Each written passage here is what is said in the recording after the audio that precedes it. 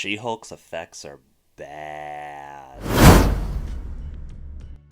The funny thing is, I'm not actually nearly as picky as some people when it comes to CGI in modern blockbusters or TV shows. I know many people grew up with practical effects that were right there on the set being filmed and everything, and that the era where audiences are supposed to be convinced that something that's not there is actually there is probably jarring for them, but I have the perspective that it's much like a painting. You don't have to be convinced that there's actually people in an actual park in this picture, you just have to make everything blend into each other in one giant portrait. Blockbusters like those compiled in the Marvel Cinematic Universe have pulled this off with finesse, but there are some times when one too many shortcuts are taken for the sake of getting out as many blockbusters as possible, and unfortunately the MCU has reached that point as of late thanks to the oversaturation juggernaut that is Disney Plus, and has given us the ultimate laze-along with She-Hulk.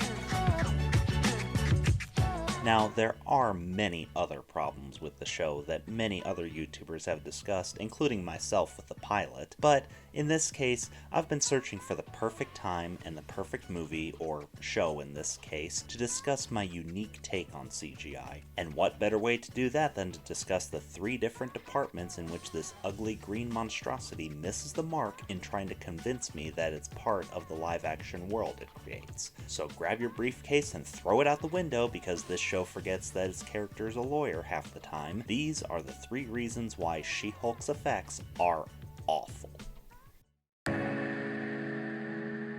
Lighting in CGI is hard to pull off on its own. Practical effects have the same lighting hitting them as the live actors and sets, but CGI needs to pull from its own source, so it's important that lighting of the same power, size, and color hits these CG figures. This is why many people say that mixing up CGI with practical effects is the best route to go, because the practical effects give the animators a reference as to what CG replicas should look like in the same live-action environment. But if there's no practical effects to refer to, the next best thing would be to make sure that the lighting, color, and saturation of the live-action shots match that of the CGI. Rise of the Planet of the Apes is one of my favorite examples of this. The CG apes like Caesar don't necessarily look like real apes, but they look like they exist in the same environment, and that's because the colors of the live-action shots are saturated enough that the CGI ends up blending in. She-Hulk's effects do not blend in. You have a giant green woman in an almost completely white office,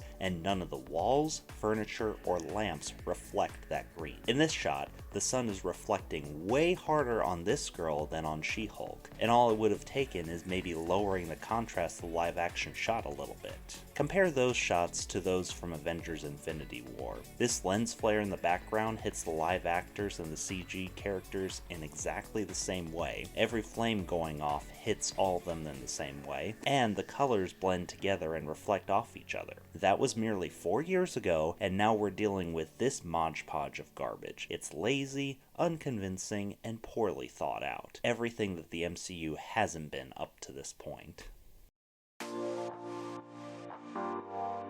Speaking of Infinity War though, let's talk for a second about one of my favorite CG effects of all time, Thanos. From the moment he stepped into the light to reveal his face, my jaw was on the floor. I could not believe how amazing they made him look, and there are several reasons why he looks amazing, but one reason I'll focus on in this section is that the textures of himself and his uniform make them all look like things that could, if they did, exist in real life. His muscles look like real muscles because they're just as toned as someone of his build would be. His skin looks like real skin, not plastic, metal, or a painting. His uniform looks just as heavy as his slow and brutal movement would suggest. She-Hulk is the reverse of all that. She looks like someone painted over a live-action shot. Her green skin looks way too saturated to exist in the real world. I keep wanting to hand her a towel, thinking she just crawled out of a vat of Nickelodeon slime. It doesn't seem like they gave much rhyme or reason to the muscle tone either, other than just making her look like the comic,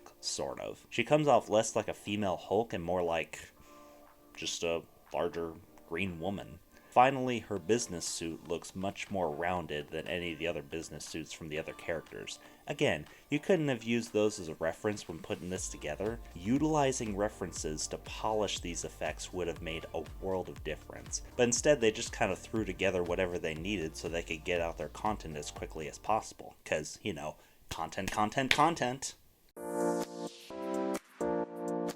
I'm aware that I'm using the most expensive movie ever made as a comparison to a Disney Plus show, but it's a relevant example. In James Cameron's Avatar, they created many of the outfits the natives would wear when riding their pterodactyls and simulated such a posture to get an idea of how these items would flutter in the wind and move with the characters.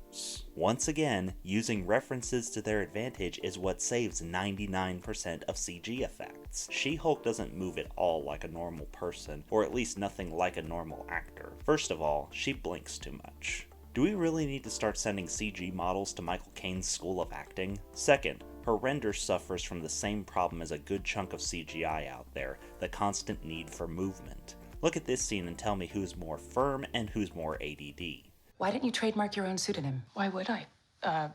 Did Doctor Strange have to trademark his name? Did Thor? This actress is completely stiff and therefore delivers a more powerful performance. She-Hulk needs to keep moving and can't seem to sit still despite being in the middle of a meeting. Was that really necessary? Third, and most importantly, none of the movements feel genuine. She moves alternately more robotically and more cartoony than any of her live-action counterparts. Look at this hair. Did she overdose on hair gel in these few strands or something? Or how about this part where she has to bounce back up from falling off a cliff? Oh come on, SpongeBob had less spongy jumps than that. I know that she's a superhero and therefore will have more superb capabilities than a normal person, but there is a limit to the suspension of disbelief, especially in a down-to-earth MCU sitcom like this, and this character is not down-to-earth. If anything, she's the one who needs to go back to our home planet. She-Hulk has many issues for sure, but the CGI is definitely one of them. Between the disproportionate lighting, unconvincing textures, and cartoony movements, the CG effects were clearly thrown together without much time, effort, or thought put into it. And yes, I'm aware that the VFX department is overworked at the moment, but you know what? That should be the red flag that Disney needs to get their crap together and stop pushing for so much content from a studio that's gained the reputation of careful planning and execution. With that said, let me know down in the comments below what problems you had with the effects, or if they were perfectly serviceable to you. Something I would love to see the argument for, if not just for the expansion of the mind.